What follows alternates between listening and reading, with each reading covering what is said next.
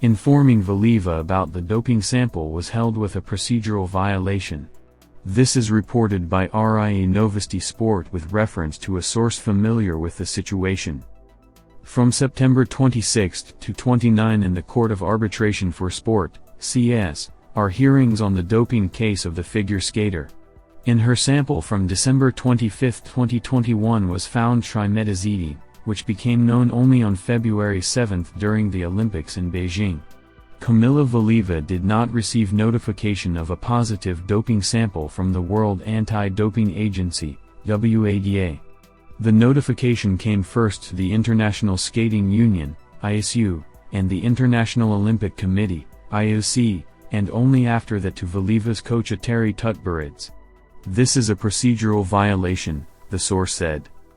Tatiana Tarasova, honored figure skating coach of the USSR, reacted to the news that the process of informing Russian figure skater Kamila Valieva was taking place with violations. It's very interesting who noticed it and how it will affect the case at all. Everything is clear to everyone here. Obviously, they have to inform athletes about what is happening. If they don't inform Kamila, then let them close the case, and that's it. This topic has already lost its relevance. Moreover, Valieva has already lost interest in it, Tarasova said. Kamila Valieva's notification of a positive doping sample in the last place cannot be considered a procedural violation. This was stated by lawyer Anna Antsalievich.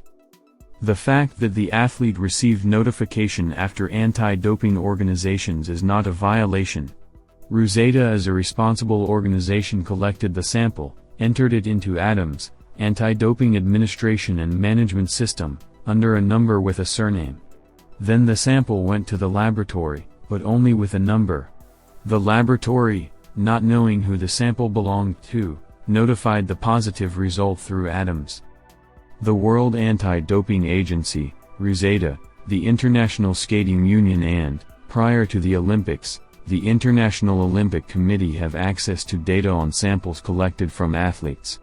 They are simultaneously notified when any information regarding analytical results appears in the system. Further, the sample collector, as the organization responsible for processing the results, was obliged to notify the athlete. The athlete receives this information through the anti-doping agency, not through the laboratory, TASS quoted Antsalievich as saying. However, Antsalievich believes that the athlete will keep her Olympic medal.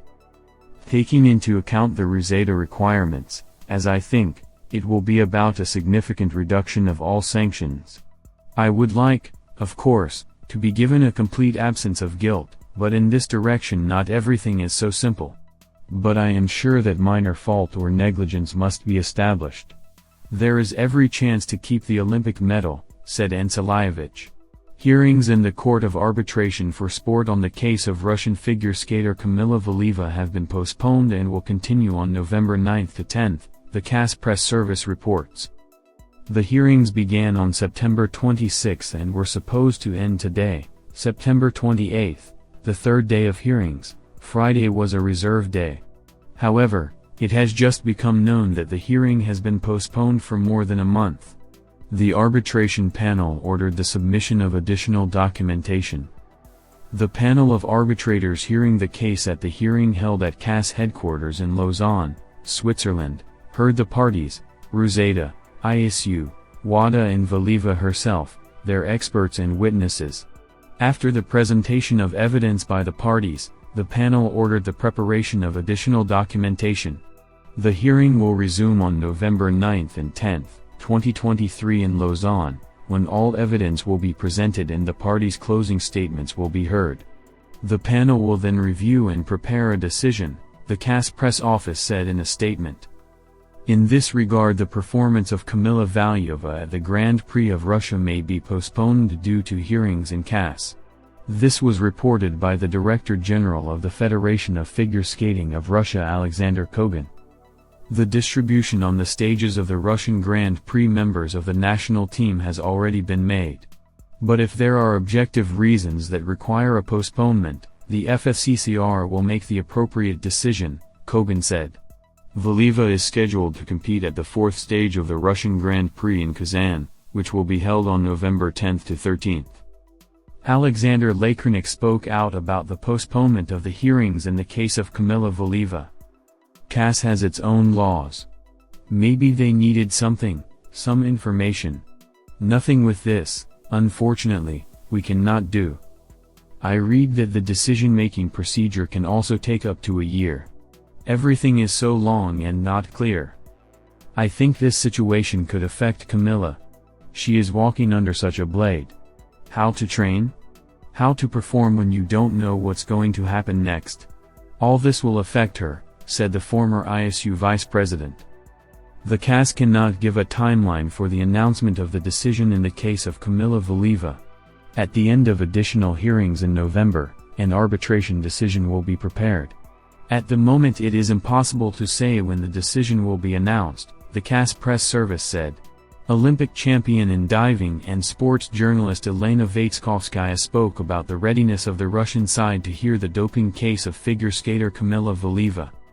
One thing is really interesting about the Valieva case: what steps, apart from the unrestrained PR in the style of grown-up uncles hurt a little girl, have been taken in the months leading up to the current hearing?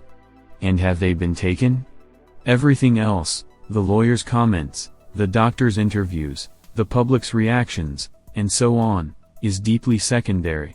Because even Dr. Swiatsky's words that the grandfather's glass version was the first thing that came to mind are legally irrelevant. The only thing that matters is what was entered into the record and signed.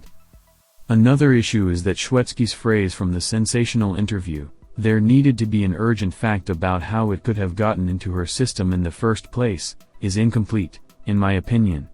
In fact, it should have sounded like this: there was an urgent need for an urgent fact to get a coaching and medical staff out of responsibility. Which, in fact, was done. Exactly at the moment when the version with the glass was entered into the protocol, the whole doping case automatically became the problem of Camila and her family, wrote Vaitskovskaya in her Telegram channel. Physician Philippe Shety said he felt guilty about Valieva's situation. Why do I say that I am guilty in the situation with Valieva? Well, because it's my fault that the situation basically happened. It's a social responsibility in a way, that's the point, said Shvetsky, who worked as Russia's team doctor for the 2022 Olympics. WADA continues to insist on a 4-year disqualification for Camila Valieva. This is reported by TASS with reference to the press service of the World Anti-Doping Agency.